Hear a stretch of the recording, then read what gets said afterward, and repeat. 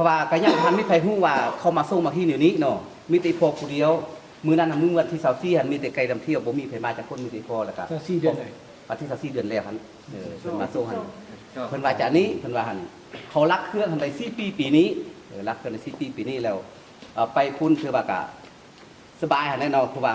ค่าไปขายเนี่ยก็ติดตีนติดมือบ่เคยมีเฮือนก็มีเฮือนนำเพิ่นบ่ได้รถก็ได้รถนำเพิ่น2คันแล้วแต่ว่าเพิ่นถึกเลขคัน4เทื่อล่ะว่านะตามล่ะว่า30 ปลายล้านแต่ว่าถือดำน้อยดำล้าน1 2ล้านคือว่าขาดประจำเมื่อหลังจากนั้นมาตกปีกายนี่ผู้ผลทารักหันรถตับตายปีกายนี้แล้วว่าแล้วมาปีนี้หันเครื่องหันมันจะกินงัวแล้วเพิ่นบุฮู้แล้วเพิ่นไปซื้อเอาหัวตัวงัวอยู่ภาษีนี่นะแล้วมาแจกใครกินแล้วพิษพี่หันตีเป็นบ้าแล้วพวกแกส่งแกเสื้อเป็นบ้าแล้ว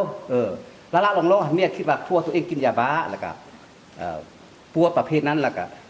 ไปจื้อไปดูนะเพราะว่าโอ้พวกเจ้าหันไปลักเอาเครื่องอยู่ทำจำอ้องหรือนี่จะไปส่งทางที่เรียนบ่ส่งแล้วเขาจะเอาพวกจะไปพุ้นแล้วก็บ่เสื้อแล้วก็ไปพุ้นนึงอีกพุ้นนึงก็ว่าคือกันกับผู้ที่3ก็ว่าคือกันจะเป็นเราเอาเครื่องมาแล้วก็มาถามพวกชั้นเครื่องจะเอามาแต่ไสแล้วไปเอาชุดทำจำอ้องจะเป็นมีหันได้มาส่งโอ้มาส่งนั้นคือจะโทรหาโอกาสติดตั้งก็บ่มีไผหันเอาจะเป็นก็บ่ฮู้ในสิเฮ็ด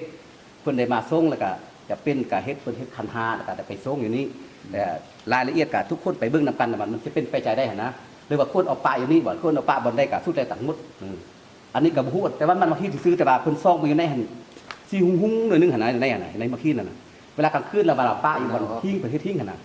หุ้งเด้ตามล่ะว่าหุ้งอันนี้ก็ยังบ่ทันเห็นคือว่าหุ้งจะได้บ่หุ้งนึงเพิ่นว่าแบบนั้นแต่ว่ายอดรายละเอียดก็ไปเบิ่งนำกันเนาะสำนั้นแล้วว่าเรานับมานี่ได้จักปีเพิ่นรักมาได้4 ปีแล้ว4 ปีปีนี้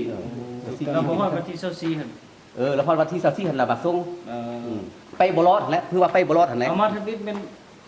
คือว่าเฮงว่าซั่นซะเอาไปทบิดไปค้าขายลายมือก็ได้ค้าขายที่ว่าได้แล้วว่าบ่ได้เฮือนก็ได้นำเพิ่นบ่ได้รถก็ได้นำเพิ่นนะคือว่าได้ดีที่สุดตั้งแต่เครื่องนี้ไปนะเอามาตกปีนี้เครื่องมันจะกินงัวเพิ่นเลยเอางัวตัวงัวไปแจกให้กินแล้วพิษพวกเป็นปลาแก่ส่งแก่เสื้อโปเป็นงัวคนนะเป็นงัวงัวหรืองัวคนอันนี้ก็บ่ฮู้นำเพิ่นว่ากินงัวงัวต้องเป็นคนเนาะอันนี้ก็บ่ฮู้นำแล้วพวกเป็นปลาแก่ส่งแก่เสื้อไปแล้วเวลาแม่ไม้หันปล่อยแล้วก็รับก็อยู่ดีเวลาเราเป็นบ้านน่ะหรือว่ายำเพิ่นลากออกมาเมื่อพี่นะเพิ่นสิจูงแขนเมื่อพี่หั่นล่ะเป็นบ้าตอนนั้นแล้วเพิ่นปล่อยเพิ่นก็อยู่ดีแล้วลาวาลาอยู่บันทิน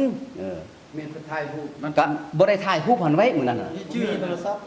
ชื่อก็ชื่อทางเว้นทางคืนคันเฮ็ดนึงชื่อแท้ชื่อว่าแต่ว่าบ่ได้ถ่ายรูปเราไว้นั่นล่ะคนบันทินลาวาอยู่บันทินนี่บันทินเมืองไหนเมืองไซนี่แหละบันทินเมืองไซเป็นอยู่เมืองไซประเทศเมืองไซนี่แหละบันทินบ่เจือนป้ายรถละบ่ละมาบ่ได้ถ่ายนะแล้วก็ผู้นั้นก็ฮู้ว่าใครไปเห็นแล้วเราขายเครื่องซุกแล้วว่าจากนั้นขายเครื่องซุกอยู่เมืองไซนี่ก็กินซุกแล้วว่าจากนั้นเขาวางไปเท่าไหร่คะสุขุมผู้หญิงกับผู้ชายผู้หญิงมาทั้ง2คนผู้หญิงขั้นตอนต้องไปขั้นไปขั้นตอนให้ผู้หญิงซื้ออยู่บ้านค่อยไปซื้อเบาเด้อ